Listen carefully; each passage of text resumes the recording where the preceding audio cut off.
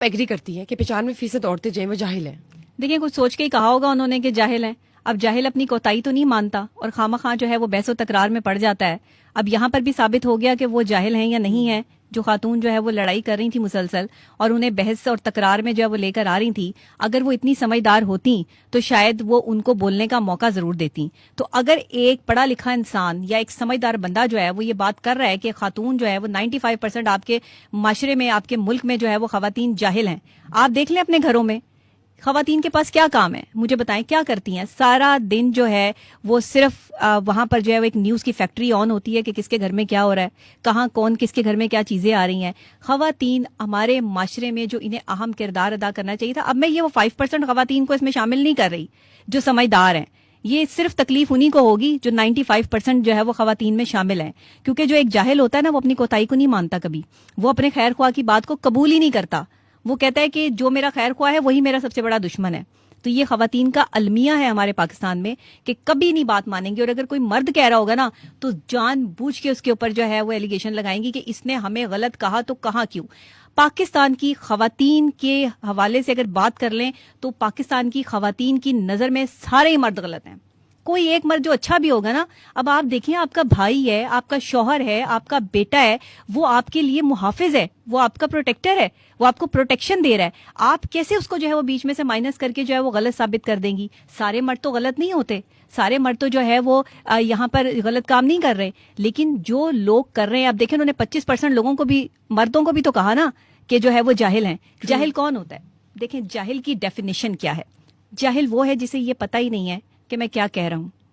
جاہل وہ ہے جس کو سمجھ ہی نہیں ہے کہ سامنے والا کیا کہہ رہا ہے, وہ صرف اپنی سوچ اور عقل کے مطابق جو ہے وہ اس بات کو سمجھ رہا ہے. اب ہو سکتا ہے جاہل کہنے کے پیچھے ان کی کوئی ریزن ہو, وہ کچھ جو ہے وہ ڈیفائن کرنا چاہ رہے ہوں خواتین کے حوالے سے, وہ بتانا چاہ رہے ہوں کہ ہمارے معاشرے میں جو ایک پہلے پچھلی صدی کی مائیں ہوتی تھیں ان میں وہ پڑھی لکھی نہیں تھیں لیکن ان میں شعور تھا, وہ اپنے بچوں کو جو ہے وہ پروٹیکٹ کرتی تھی, انہیں ایک اچھا معاشرے میں جو ہے انسان بنانے پہ کام کرتی تھی.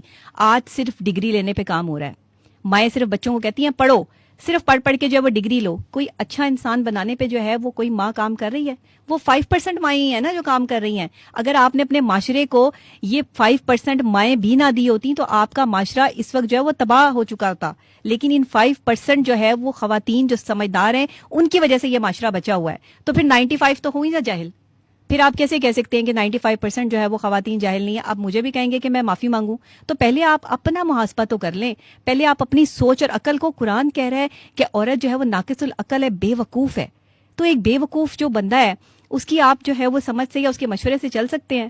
بڑی بڑی جو ہے وہ جگہوں پہ کتابوں میں آپ پڑھ لیں, بڑے بڑے عالم دین لکھتے ہیں, بڑے بڑے لوگ فلسفی لکھتے ہیں کہ عورت سے مشورہ نہ کریں, عورت آپ کو ڈبو دے گی. 95% عورتیں جو ہیں وہ تو ٹھیک ہے چلے جاہل ہیں جی, لیکن ان کے مشوروں سے بھی گریز کرنا چاہیے. اب آپ دیکھیں نا عورت کو مشورہ کیا ہے, تمہارا شوہر یہ کرتا ہے نہیں کرتا, میرا شوہر تو کرتا ہے تو تمہارے شوہر کو بھی کرنا چاہیے. اب جب آپ اس کے شوہر کے خلاف اس کو کھڑا کر رہی ہیں, آپ اپنے شوہر کی باتیں اپنے خاندان سے باہر کر رہی ہیں, دوسرے لوگوں میں بیٹھ کے آپ ایک مرد کو ذلیل کر رہی ہیں, وہ آپ کا بیٹا ہے, وہ آپ کا بھائی ہے, وہ آپ کا شوہر ہے, تو پھر آپ کیا سمجھتی ہیں کہ آپ سمجھدار ہیں, آپ عقل مند ہیں, آپ پڑھی لکھی ہیں؟ آپ کا شمار ان 5% خواتین میں ہوتا ہے جس کا ذکر جو ہے وہ ساحل ادیم نے کیا.